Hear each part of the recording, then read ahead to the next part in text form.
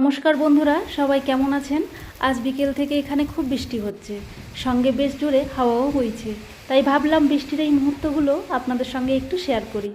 দেখুন চারিদিকে কি সুন্দর বৃষ্টি পড়ছে। ছাদে উঠে বৃষ্টিটা দেখতে বেশ ভালো লাগছে। বৃষ্টির শব্দ আর ঠান্ডা হাওয়া সব মিলিয়ে বিকেলটা একদম অন্যরকম লাগছে।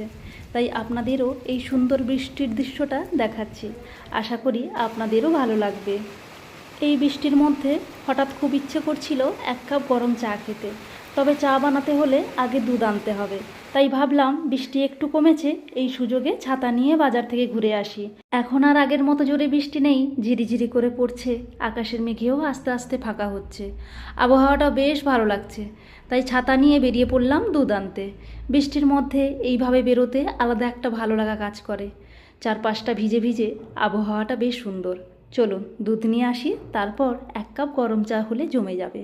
দুধ নিয়ে চলে এলাম। এতক্ষণ ধরে চা খাওয়ার ইচ্ছে হচ্ছিল, তাই আর দেরি না করে বসিয়ে দিলাম। আজকের এই বৃষ্টির আবহাওয়ায় এক কাপ গরম চা না হলে যেন ঠিক জমে না। চায়ের মধ্যে একটু এলাচও দিয়ে দিলাম। এলাচের গন্ধটা আমার বেশ ভালো লাগে। বাইরে এখনও হালকা বৃষ্টি হচ্ছে আর আবহাওয়াটা বেশ ঠান্ডা ঠান্ডা লাগছে। তাই ভাবলাম আজ রাতে মাংস রান্না করা যাক। সন্ধেবেলাতেই মাংস নিয়ে এসেছি, এখন মশলা দিয়ে ভালো করে মাখিয়ে রেখে দিচ্ছি। কিছুক্ষণ মাখানো থাকলে মশলাগুলো ভালোভাবে মাংসের মধ্যে ঢুকে যায়, রান্না করতেও সুবিধে হয়। তাই আপাতত এই প্রস্তুতিটুকু সেরে রাখলাম, রাতে ধীরে ধীরে মাংস রান্না করব। বৃষ্টির আবহাওয়ায় গরম গরম মাংস হলে খেতেও বেশ ভালো লাগে। আজকের মতো এখানেই ভিডিওটি শেষ করছি। বিকেল থেকে শুরু হওয়া এই বৃষ্টির মুহূর্তগুলো আপনাদের সঙ্গে ভাগ করে নিতে পেরে খুব ভালো লাগলো।